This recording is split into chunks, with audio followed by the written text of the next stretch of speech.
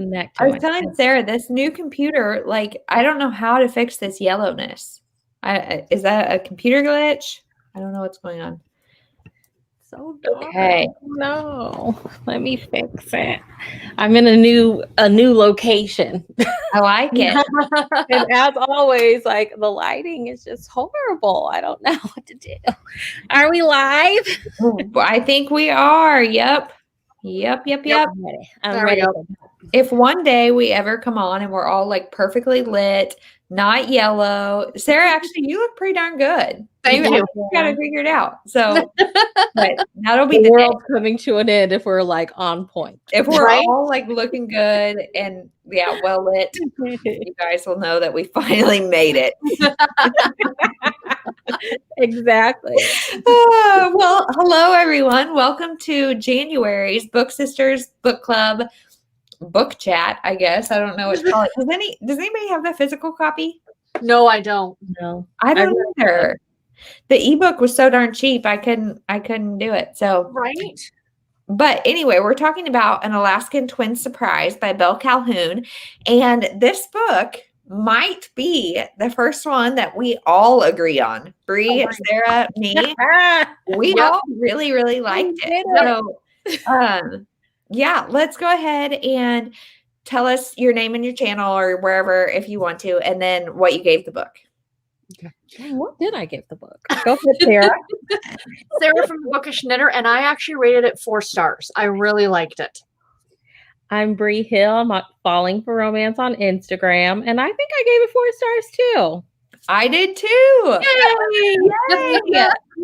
We have a winner. So for anybody who doesn't know what this is about, does somebody want to tell a brief synopsis?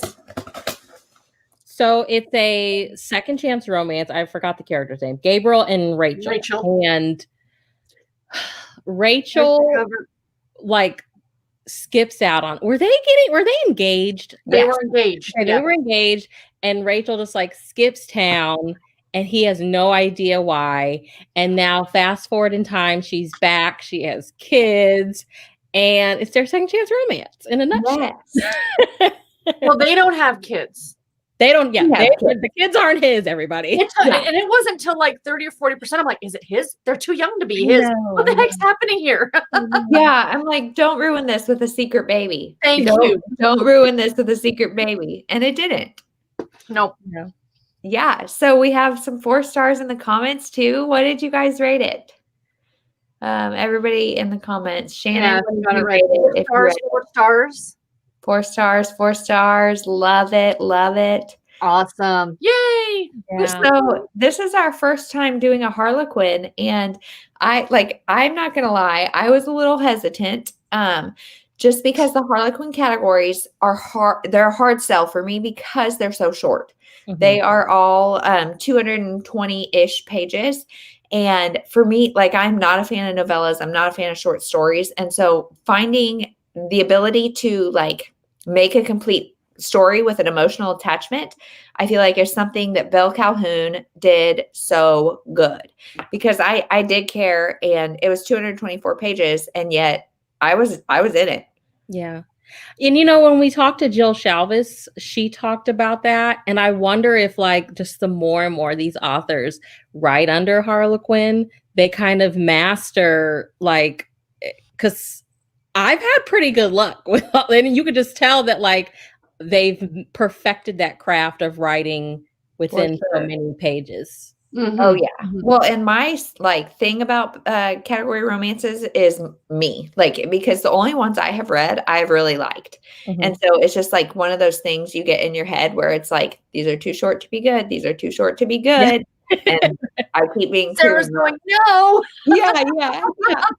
And like Shannon said, she loves that it was so short. And sometimes, there's just a perfect place for that. And so I agree. I really enjoyed that. And I feel like I am on the verge of like a big old rabbit hole. And it's funny because as someone who cut my teeth reading category, these are the perfect length. I'm like, I'm sorry, there's a contemporary romance that's 400 pages. That just seems entirely too long. Yeah. What do you need 400 pages to tell a story for? Yeah, that's So it all depends on what you're interesting. used to, right? Like where you got your start. Yeah. Yeah, I agree. I mean, I think like 400 pages. I feel like there's a very sweet spot with Like contemporary around romance. 300, 350 is just I feel like Ideal. yeah, late 200s to early 300s. that's where it should be. But yeah. and that was so. What was your reason for rating it 4, not 5? That was mine. It's just like I wanted a little bit more, but I feel like it was good as it was. I just wanted a little bit more. You know, I'm a hard rater. You know, I haven't given a book 5 stars yet this year. I mean, I've only read 12 of them, but still.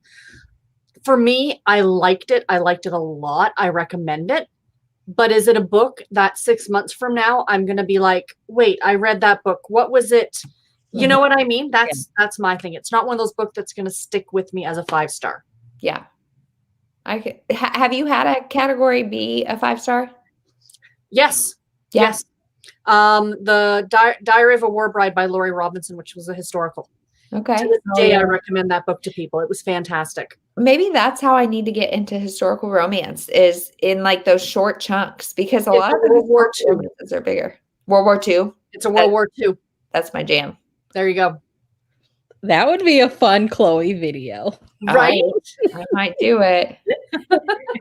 And it seems like I always find like these massive Harlequin sales, and I send Sarah pictures a lot, and I'm like, gosh, I wish you weren't Canadian. Gosh,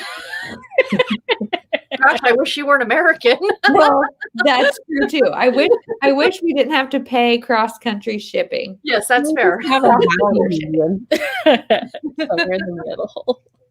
Okay, Bree, why did you not give it 5? I am trying to treat my 4 stars like I used to treat 5 stars. If I really liked it, it gets 4 stars. If it's something that I know, like I'll constantly be pushing in people's hands, like read this, then it gets 5 stars. Mm-hmm. And like Sarah said, if like 6 months from now I'm still thinking about the book, it gets 5 stars. So to me, like 4 and 3 stars aren't bad, but like I'm trying to be real selective with what gets the 5.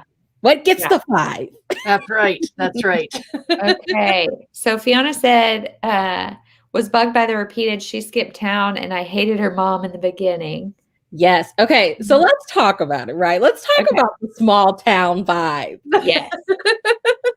So that's one, like, so when you're reading these Harlequin, they do like the trope so well, right? And so like with the small town, it's, especially in these books, you really realize like the things, like the small town charm, but then like the opposite of small town charm is like everybody knows your business. That's right. So I can kind of feel where she's coming at with that. Like it was just all about like she left town. She left town. She ditched this guy. And it's like, does everybody know her business? Yeah. And like the moms in this book were like rough. Yeah, they were. You know? And okay, so is this typical of a small town, how everyone knows everyone's business? A small town romance or an actual small town, Shannon? I feel like in romance, we have kind of created this like small town fantasy, because I'm originally from a small town and everybody doesn't know it. I don't even know everybody in the small town. Yeah, exactly. Like how small is small, right? Is there 10 people? I mean, you have your own little communities within the small town, but like romance really likes to play up the everybody knows everybody. Yeah. So we have more of, I was a bit tripped up on the expectation of how hard of a time that everyone was going to give her for coming back. And how much she worried about what others thought. We'll get to that part. Okay, so both. She said both. So in romance, 100%, that is a thing. Like that is always the trope. But I think that you can get that in any like community. You know, in the middle of a big city. Yeah, in the middle of a big city, you've got pockets of people, or you know, you've got your own little community. And I feel like within that community or school or workplace, whatever If it may you live be. in an apartment building, if you live on a certain block, you're going to know all your business for your neighbors, Well, because I hope she's not watching this, but there's people like my grandmother who spend her day peering out her windows, and so Mine too. if she lived on Main Street, she would know everything about everybody. And as it is, she knows everything about everybody in her little community. And so I think it is pretty typical. And like Jeremy's from a small town, and they literally do they would have like town gatherings that are like still legal because of COVID. Like there's no small. And so I think it depends on the size of the community, but if it happens in real life, but in small towns, I think they use that setting and that trope so much because you're like, oh, this is a tiny town. It's cozy. People, are very open with each other. Kids play in the street, all these kind of things where people are kind of living their life more openly. Yeah. And I think the other thing too is that also gives the author the chance to, okay, now you're meeting, so-and-so who's talking about so-and-so. Oh, but they're going to get their own book. Like that's what I think they're also trying to do is establish that community so you can have books in the future. Yeah. Well, and I've already said I don't have a extensive knowledge of categories by any means, but like Debbie McComber and stuff, she is a big fan of small town, and she does that really well as well. She, all of her series virtually have a community, and Blossom Street is set in Seattle, and yet they've still got that community where everybody does know everybody's business. And so then when you get the next person's story, you already know a little of their business before she has to tell you.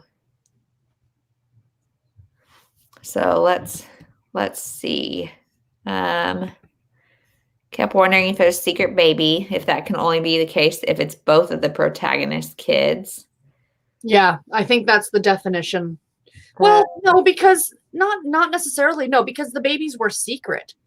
Yeah. So like if she would have left and then come back 2 years, 3 years later and been like, boom, I was pregnant. Here's your babies. Oh God. That would have been not pleasant. Okay. Can I just say something about the babies? Now, I'm not a mother. I know nothing about small children. Are the kids on the cover not a little bit too old looking to be a year old? Or was that just, I kept looking at the cover thinking they were like 2. I thought and then as I'm reading the book, I'm like, okay, they're only a year? I thought they were like 3. Oh, really? See, I feel like they look about right. Well, I mean, they're a little old for a year, but like, I don't know. I don't know. So cute, but that must have been a detail I like zoned out on because I really don't even remember how old the kids were. Yeah, like I feel like they were like toddlers or She described as toddlers, but she only had them a year ago because I literally finished the book this morning. Okay.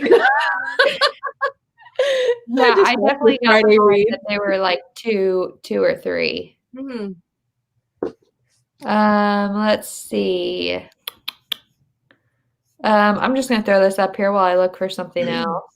Yes, I'm gonna second that. Okay, let's see.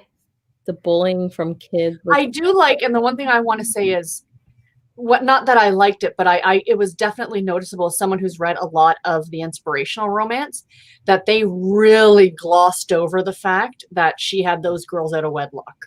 Not that that's a thing. I have no issue with that, but I'm saying within inspirational category, there is a line that you are not supposed to cross. And it's actually in their like terms of what you can and can't write. And the fact that they really glossed over that. Because I know a lot of people have an issue with that. Well, so I read this a couple weeks ago, and as we were chatting, I don't know if it's on Voxer or here, but I was thinking, who is the baby daddy? Do we know? Some guy back in Colorado. Yeah. Some guy she met at the rodeo. Yep, the rodeo. So, yep. They were in a relationship, but they weren't. And he wanted nothing to do with her having kids. Mm-hmm. Yeah. So do we want to touch on the fact that this is an inspirational novel?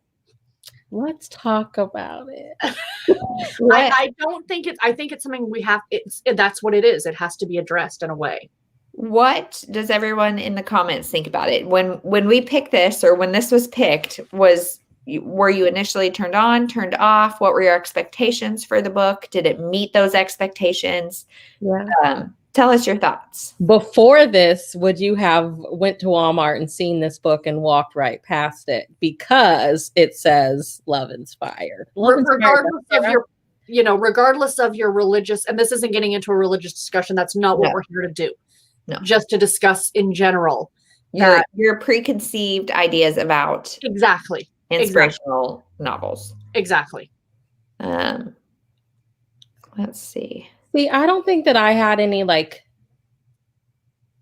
I will be the first to say that that is a line that I see all the time, and I just am like, maybe one day I'll pick one of these up, right? Like during the holidays, what's the suspense one, Sarah? Love Inspired Suspense. Love Inspired Suspense. They had a ton of Christmas love inspired suspense romances coming out, but they had they had the other lines. It's like, oh well, I'm gonna get this desire novel, and I'm gonna get this one. Like next time I come, I'll get this. And of course, they only stay out for a month, so now it's whatever. But it wasn't because of the worried of oh, it's going to be really heavy handed with fate. It was just I know what I like. And I like this fear of trying something new and not liking it. And it has faith attached to it. I was worried about, I think that's what I was worried about. That's fair. But then I read this and I'm like, it's not bad. Yeah. Well, so for me, I would say a pretty strong Christian. That being said, I was I'm not a huge fan of Christian fiction because I feel like we don't really need to get into this, but I feel like the line between preachy and not preachy and preachy and helpful or preachy and inspiring is a very fine line that if I want to read a self-help devotional kind of thing, I will do that. I've got lots of those. If I want to read a fiction romance, I don't want to be kind of hit over the head with it, or I don't, but I feel like Harlequin, because I have read a couple of inspirational Harlequin novels, and I feel like for the most part, they do pretty good at just making it we're not even really going to talk about faith in detail by any means. There's not going to be a ton of scripture in the book. There's not going to be any of that. They are just going to have characters who are clean acting, clean sexually. We don't see anything on page.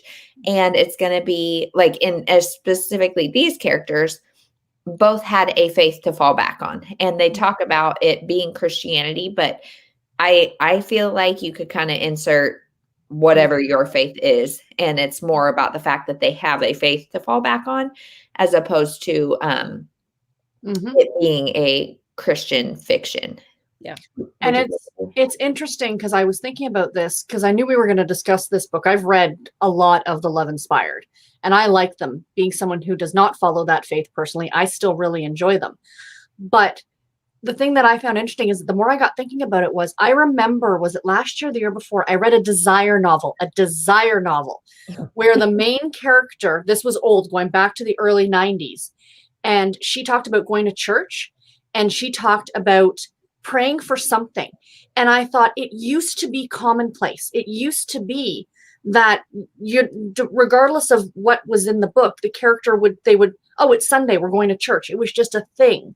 Nobody, but now you don't see that in regular fiction anymore. But yet I feel that that's a big part of a lot of people's lives. That's what a lot of people do on their Sundays, or, if they're going through a tough time, they're going to pray or they're going to whatever. So I would kind of like to see it more brought into mainstream romance instead of just having the specific place where you're going to find it. Because to me, it feels like either you're extremely devout and these are the books you're going to read, or, and please don't anybody take this the wrong way, you're a heathen and everything else. You want all the smut on Kindle Unlimited. There's no happy medium. Well, and even this book, I feel like it's not my story, but the fact that this person who is a strong Christian, I think we could assume about Gabriel and Rachel, had these babies out of wedlock, like that we all deviate or not, I don't know, like make mistakes. Not that her babies are mistakes, but do you guys know what I'm saying? Like it paints Christianity and more of, or paints religion in more of a real tone than such extreme either or the other. True. So, like, although it wasn't super heavy-handed, I did feel like the majority of the decisions and reactions were definitely driven by their faith, even if they didn't mention it specifically. Yeah. Agreed. Yeah. And for me, I enjoyed that. Mm-hmm. The theme of forgiveness was definitely present, and it felt part of it. But I also felt like there was a lot of self-guilt on previous decisions. Agree. Mm-hmm. And I don't know if that's necessarily a faith thing or if it's a character thing or but I did like in here how the main character, somebody said that Rachel wasn't always likable, and she wasn't always likable. I think she left because Gabriel is like becoming a bush pilot, and is this a spoiler? Everybody that's here, I'm assuming, is like her dad passed away in this, same job. And, now she's back and he's like successful. Like everybody he's the go-to guy, and it's small town. He's like the small town guy that everybody loves and respects. And it was kind of like almost like giving him an ultimatum, like, I want to be with you, but I can't be with you because you're doing this. Yeah. I got it. Like your dad lost. It's kind of like military romances. Like you have those military romances where the girl's like, I don't want to be with the military guy because my dad was killed in Iraq. Yeah. And then of course fate is like, here's your person, and he serves in the military. Yeah, exactly. Like, girl, you have to get over it. Like he's a successful man. But in the end, I guess it worked out or whatever. But I thought that did make her, it just made her a little bit hard to read, but I got it at the same time. Yeah. They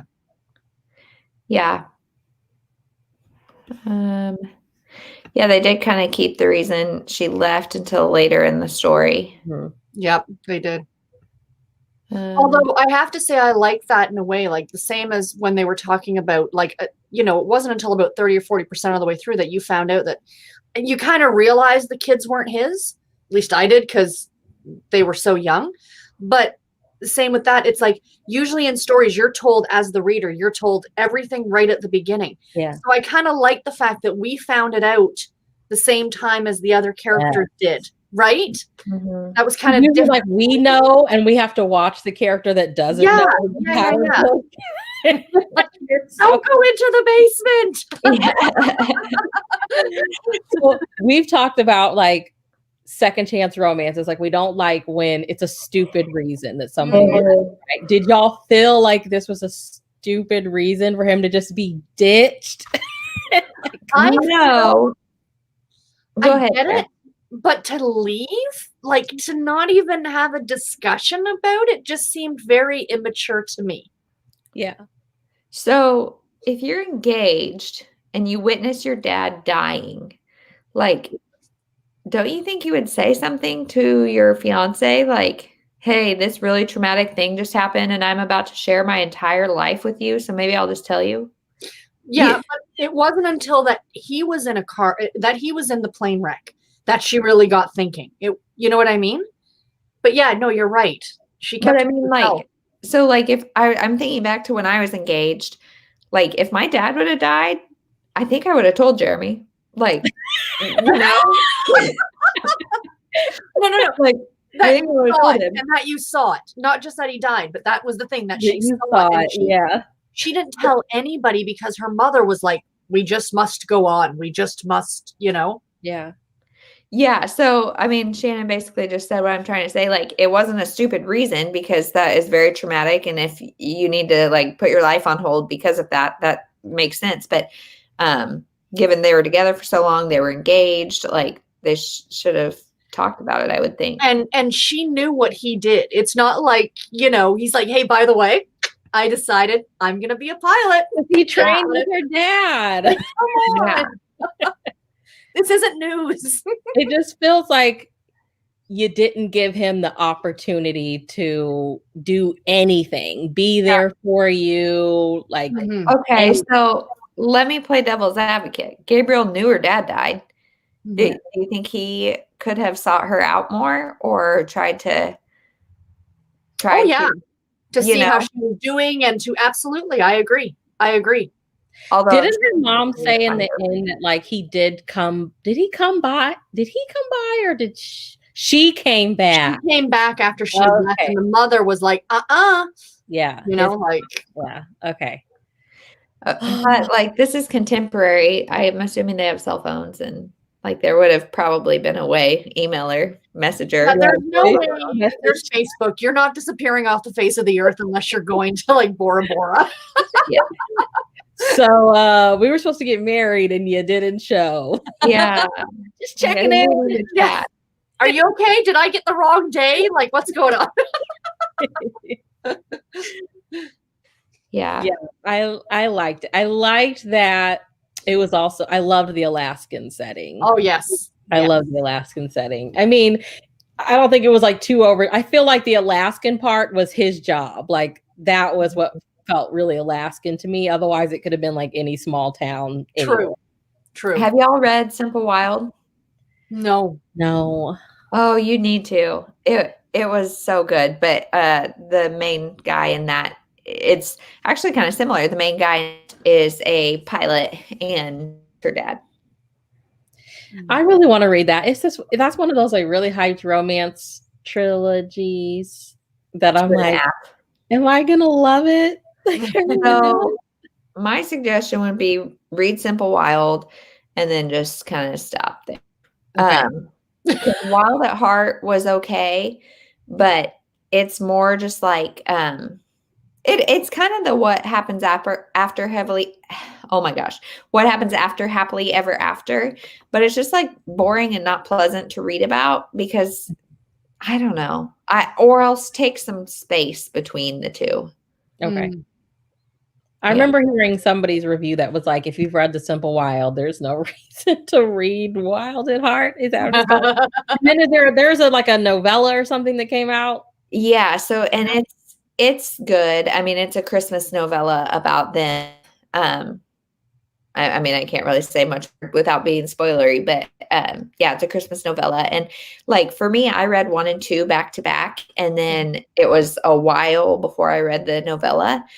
And I liked it. Like I like the novella more because of that time, because Kay Tucker does a really good job of setting the Alaskan atmosphere. And like, it's this girl from Washington, but she's like a city girl and going into Alaska. And so we really like feel the uncomfortableness with her and like her adjusting to this Alaskan life. And so like, it's kind of like comforting to go back to that community once you've had some space. Yeah. That's one thing that I tend to like with somebody coming back home is that you get that realization that like life has went on regardless, especially if you like move to the big city where you're kind of like one in a million, and then you go back to the small town and you're like, oh, everybody knows me. It's that comfort and that charm. And then you're still kind of like the new person because life has been going on without. Yeah. Right. Yep. Okay, so maybe they were too young. Do we know how old they were? She went through nursing school. So I'm guessing mid to late 20s. I'm guessing. Yeah, I'm thinking late 20s.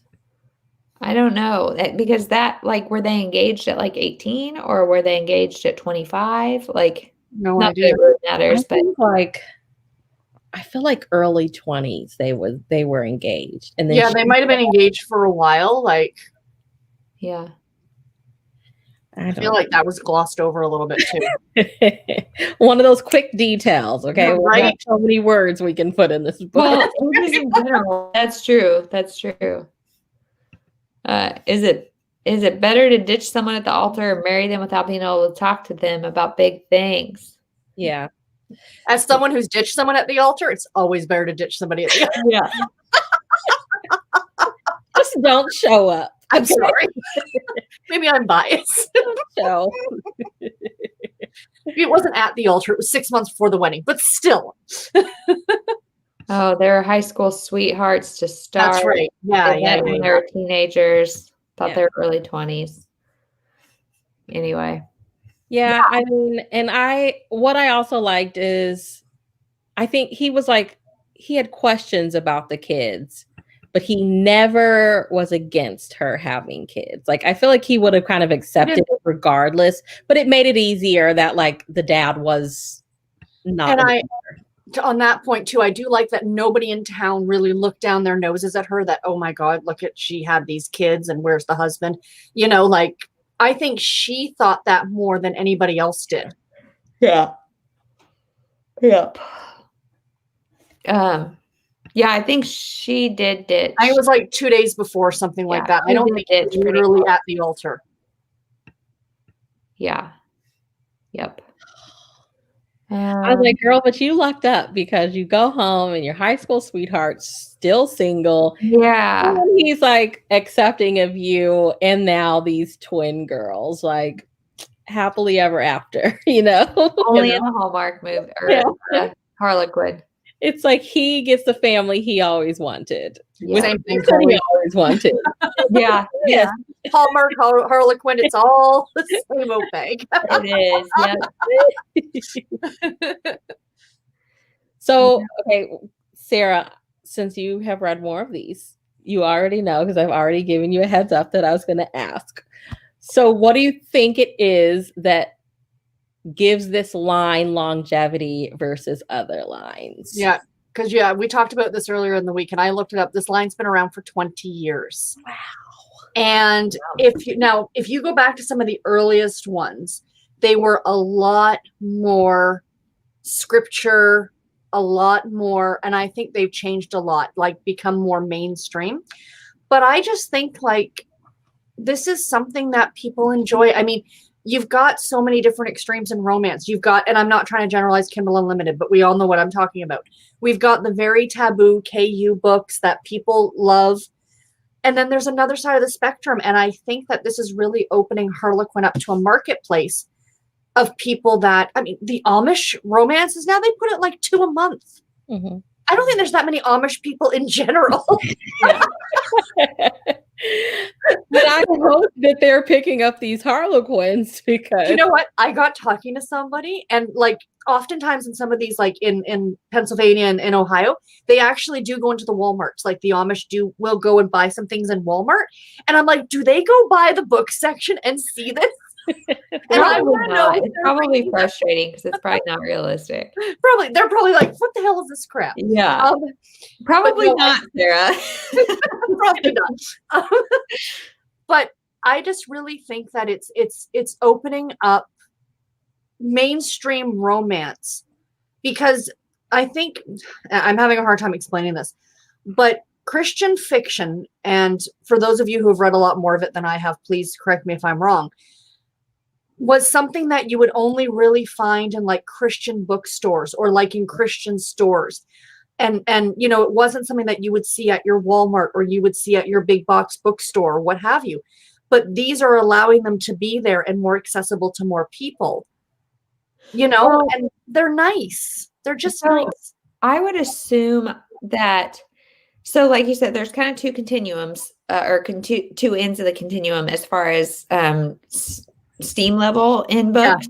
Yeah. And so as somebody who prefers cleaner books, it's like you will find some go-to authors, but like if you go right into Christian fiction, you may get beat over the head with scripture and that kind of stuff and preachiness. And if you're a Christian or not, that can be off-putting. Mm-hmm.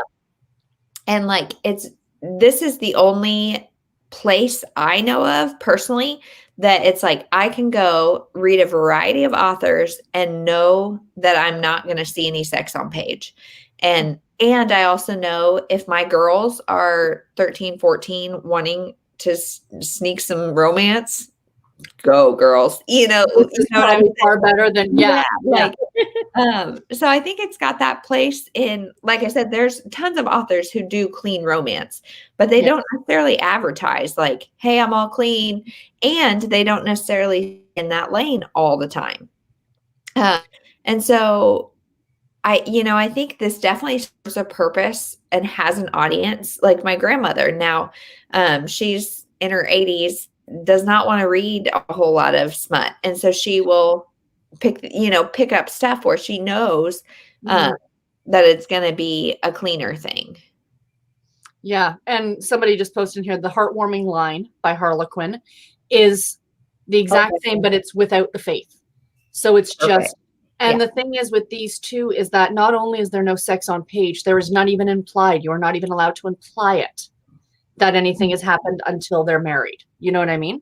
But God, I think one of my favorites is A Heartwarming. Oh, I love The Heartwarming. And I bawled at the end. It was so sweet. You know what? My thing is that with these stories, with the fact that you're not getting any adult content, is that you are getting an actual emotional story.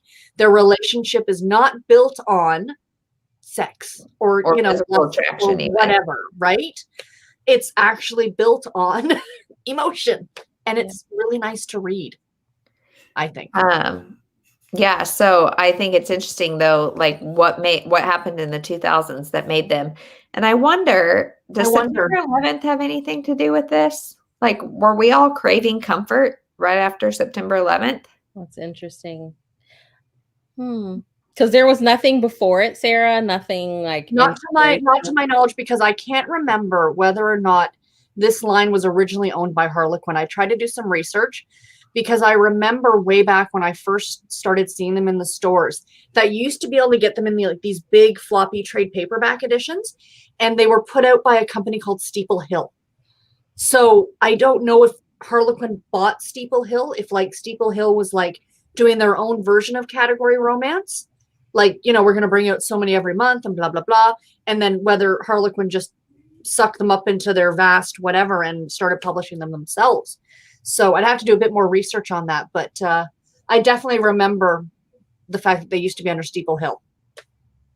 Yeah. Maybe that's what it was. It probably was like something that happened and they were like, we need to have this on board too. Or maybe they saw a lot of like these other, like there was another series that was out that I really want to read. It was Love Finds You, and then it's like different locations like Florida or Washington or wherever, and there are all these little stories. Oh, fun. And they're like the same length as these, right? And I wonder if they just saw a market and said, let's see what we can do. And clearly it's worked out well for them, because they put out 6 of the Love Inspired and 6 of the suspense every month. Plus, from what I understand, they're bringing back the historical line, which I'm very excited about. Interesting. Yeah. So, there's definitely a market for it. Clearly people are enjoying these. Yeah.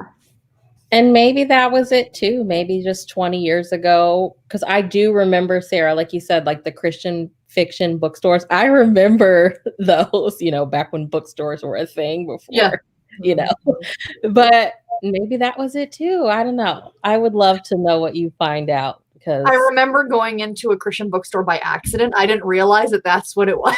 And I walked in, I'm like, oh, there's like religious candles. And I don't think this is where I meant to be. Show me your smut. It's now on the street. But actually there is a used bookstore up by me that is, it's Bibles for Missions, I think it's called. And all the proceeds go to their local church and stuff like that. But when I used to go in there, you couldn't find anything that had any adult content in it. Like their romance section was literally just the Love Inspired stuff, which is fine. But I was in there not that long ago, and I'm like, oh, they've clearly expanded, because I'm like finding Blaze books, and I'm like, they're not carrying anymore as long as they can make some money, and good on them. Yeah. Do you see a lot of diversity in this line? You do now. And I think that's just across the board with Harlequin. And I'm not trying to knock them because I love them, but anyone who's read them for a long period of time knows that up until 4 or 5 years ago, it was harder. The entire line was all white all the lines were all white except for I can never say, is it the Kamani line, Brie? Am I saying that right? Yeah. That was pretty much it that you were going to get except for Brenda Jackson. Brenda Jackson was like the only author I knew of color who wrote for one of the other lines. But within the last 4 or 5 years, since they got rid of the Kamani line, now they're amalgamating it into everything else. And you're seeing it a lot more. And I like it a lot more. Well, and I loved that of this story because it was not overdone. Like, I feel like we have talked about the need for more characters of color, Black romances, whatever it may be, just having a romance, just living their life, like not necessarily talking about like the struggles and that kind of stuff. And I mean, I enjoyed that part of this story, and like race was not their race was not a thing. It was not a thing. It was conflict, and it was not. No. It was just two Black people in love and their families and their community. Yep. And yeah, I loved that too. I'm like, we have so many recommendations, and everything's usually super heavy, and it's like the heaviness is legit, but like, hey, some of us just live in a small town and get a second chance romance. There you go. That deserves a story too. And it wasn't like an interracial relationship where their race is their issue. And I feel like you see a lot of that, and especially in like small town romance of that kind of stuff. But I really finished Not Just the Girl Next Door by Stacey Connolly and really enjoyed it. Is that a Harlequin? Yes, it is. That is a special edition. I have it on my shelf. I read it. Okay.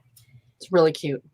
Terry said Harlequin purchased both a company that made silhouette romances and also Love Swept. One of those started Steeple Hill. I didn't know that they bought Steeple Hill. I knew that they had bought Silhouette because a lot of the line carried over from that. The Bombshell line, as I look over at my shelf. I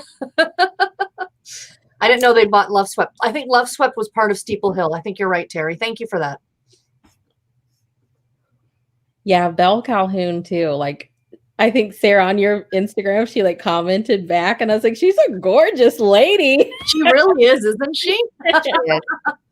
Yeah. And the other thing I wanted to say about this one is that it was the second in a series, but I was not at all confused as to I mean, clearly we know who the couple was in the first book, but I'm looking forward to, and I think the redemption one is the third book, Brie. Okay. And I have it. So do I. I kept thinking like that I never bought it, and I was looking at my TBR card, and I was like, "Oh snap! I do have." I have located it. So yeah, I think that this was a really good pick. It was like easy. It was, it was sweet. I really liked the hero in this book. I really liked him. He was a sweet guy. Yeah. And I think that's what, and I'm glad, and I'm not saying that for anything, but I'm so glad we got a category so that more people who have not read them can understand that this is why I love them. They're not throwaway trash novels. They're fun. They're a lot of fun. Okay, so on that, should we announce next month's? Yes. Go for it. What is it? Yeah, so I'm actually looking as we speak. So the category did not win. What looks like it won is Southern Storms by Britney Cherry. I'm looking forward to that one a lot because I know you rave about her, so excited. Chloe. So I'm prepared to This will be my first by her. I still have not read anything by her. What? I just hear everybody talk about how emotional her books are, and I'm like, I'm never in the mood for an emotional book. Oh, but they're so good. They're so good. They're so good. And it's on Kindle Unlimited. Yep. And I actually grabbed a copy on audio. Okay. Oh, okay.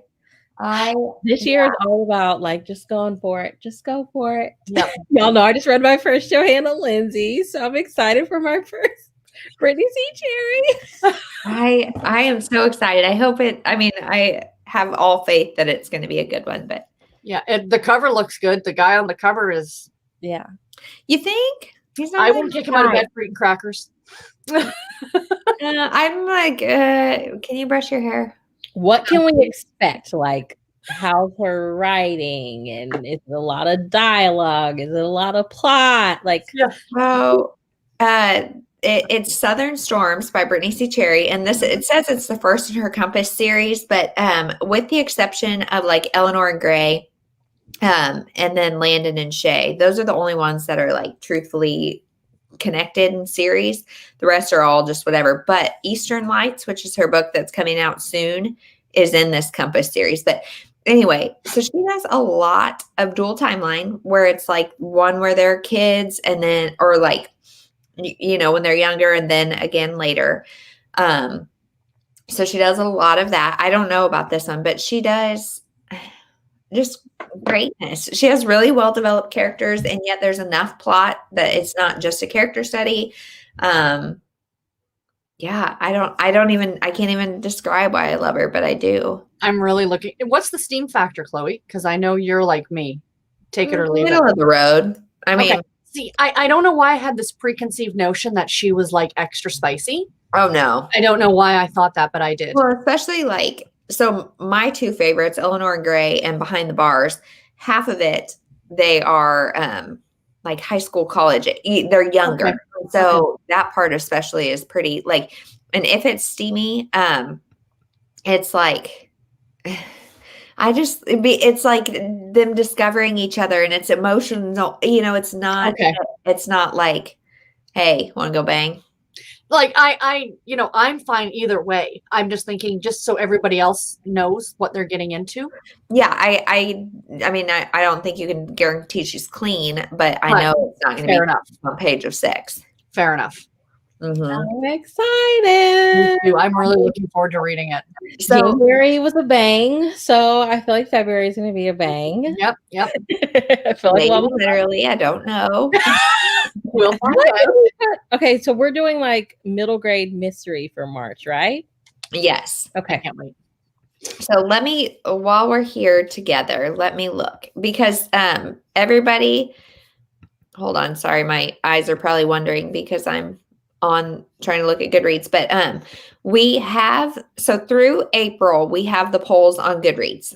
So if you want to go vote on Goodreads because you do not have Instagram, you are more than welcome to do so. We had said we were just going to do Instagram, switch it all, but we really want to make sure we're getting everybody's voice heard. So we are leaving the ones on Goodreads, but we're also counting the ones on Instagram. So hold on, let's see. So that means you guys can vote twice.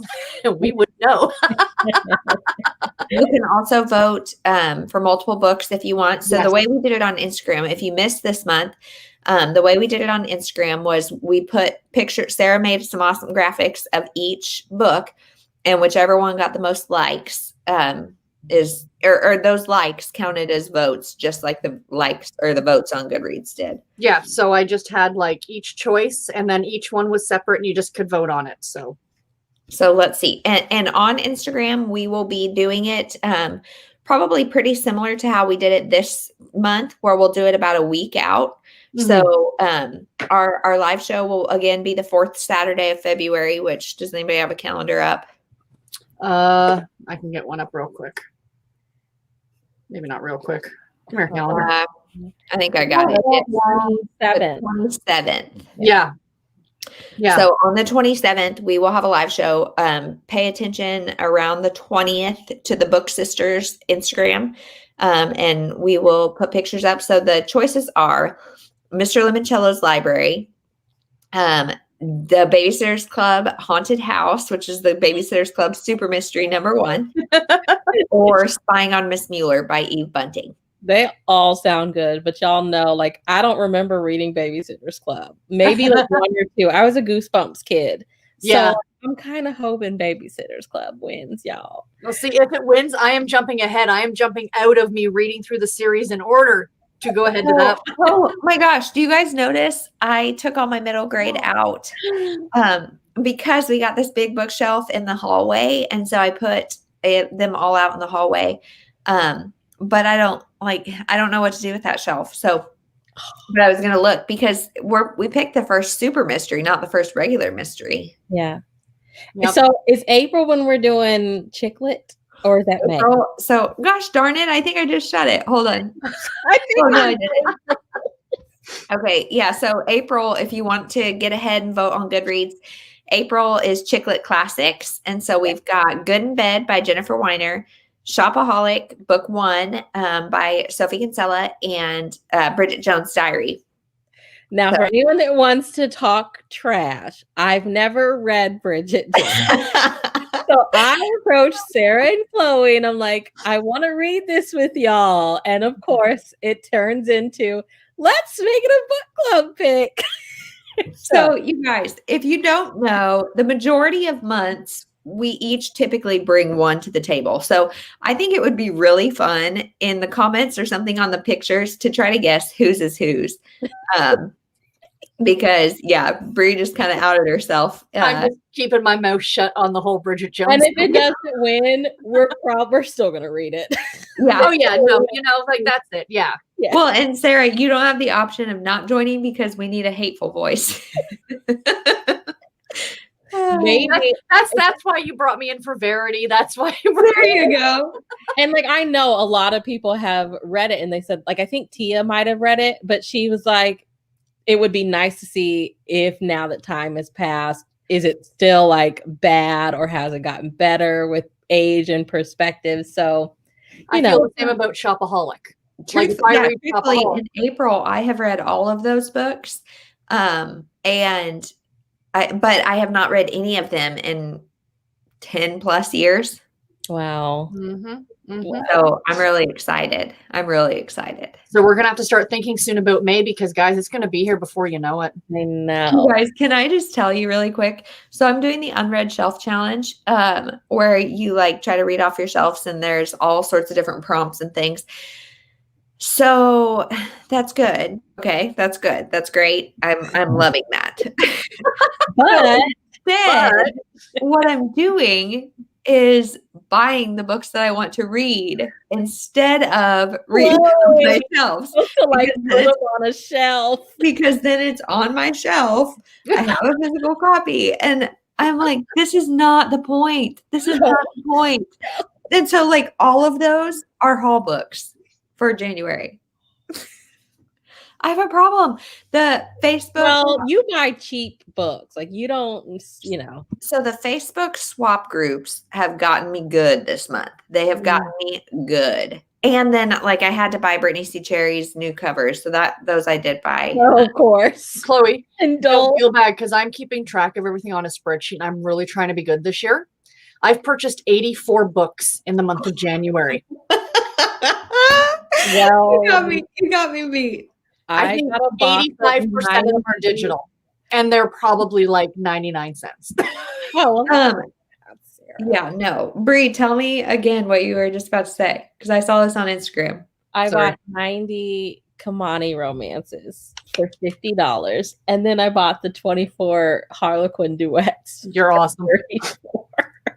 So that's what I'm talking about. Like here I am on the edge, teetering on the edge of this Harlequin rabbit hole because like Sarah, I know you and I have talked about it, like the Babysitters Club books, we will pick up one in like a day or a day and a half. Like if you just need to feel successful reading.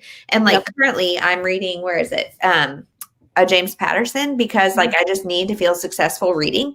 And I feel like the Harlequins are that for me too. And so you can't buy just one Harlequin though. You cannot. Like no. I don't have the space to fall in this rabbit hole that I'm about to go down. Hello, the choir. What do you think, Sarah, would be like the line for Chloe to start with? I feel like the intrigue. Because she romantic suspense. Yeah, the intrigue, the romantic suspense line as well. Or if you want like the home and family and stuff, definitely the special editions. Yeah, and that's what I've read the most of is the special editions. And I still have some Tara Taylor Quinn left and some a couple of different ones like that I have that I make. It depends what you're interested in. Like, moving over again. Here, I was over at Walmart yesterday and I got They have the duologies, like the 2-in-1. I hate that. I hate that. See, I love it. I saw one with Brenda Jackson and Reese Ryan, and I should have gotten it. I have it. It's sitting right over here. It's 3 for $15. Well, so you know, I've had to buy 6. I got the Nina Crespo because her covers are gorgeous, and somebody else. Oh, a Kathy Maxwell or something. It's a presents. I was like, look at me getting a presents. But you can get these on ebook too, Chloe. You don't have to get, you know. Well, and I think our library has quite a few on ebook or audiobook. You know what? That's the thing. The libraries are great for them because oftentimes you can get like the whole month's worth of books bound up in one. So like all 6 that were released in one ebook. Yeah. And just read which one you want. Except, see, I'm such a completionist. I feel like then I'm like forced to read all 6. Like, no, don't tell me I can't stop here. I want one. So my note is we have a Chloe reading Harlequin vlog in 2021. Maybe. Yeah. I think it would be one from like 4 different lines. And I have to pick them for you because I read that you read one. Words. You did. Yep. So I was thinking of Blaze. Well, and see, I don't even mind those, but like I was just reading a book that is for a secret TBR.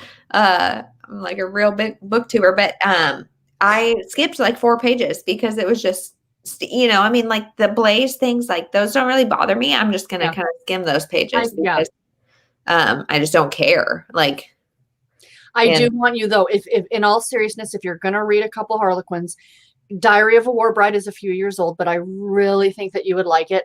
Okay. For anyone else who has not read it, who's interested in World War II historical, it's the story that it reminds me of if you were in your grandmother's attic and you found a box of letters that was between her and your grandfather. That's what it is. It's about a couple that met, and it's the diary that she kept. He's an American soldier. She's British. Oh, it was amazing. It was absolutely amazing.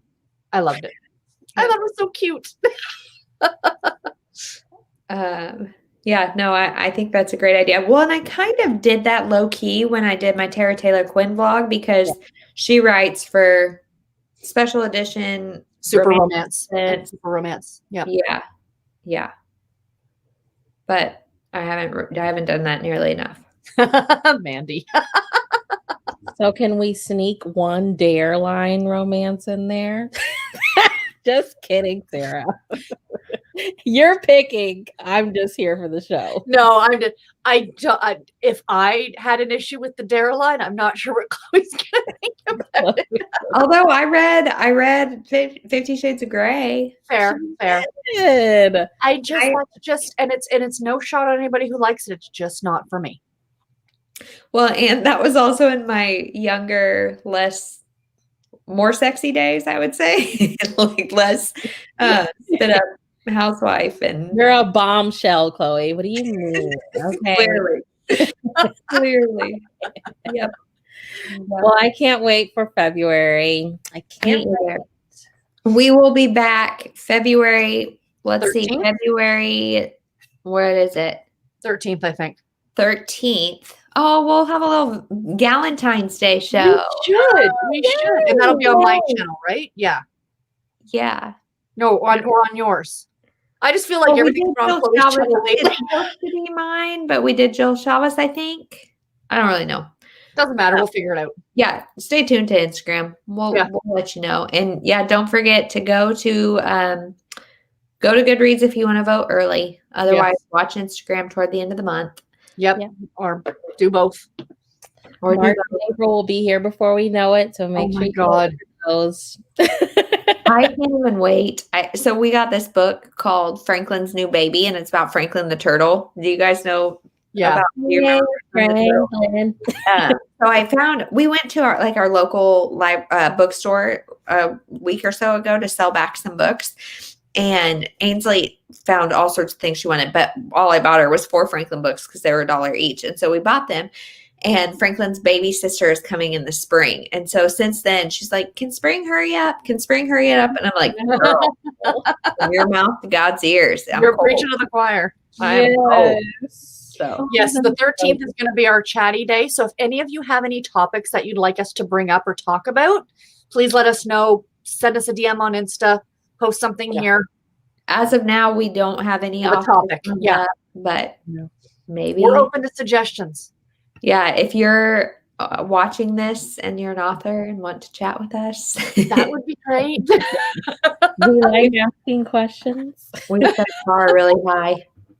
I still can't even get over the fact that like we talked with Jill Shalvis a couple of weeks ago. I know, right? She was so awesome. Yeah, that was like really fun. That was really, really fun.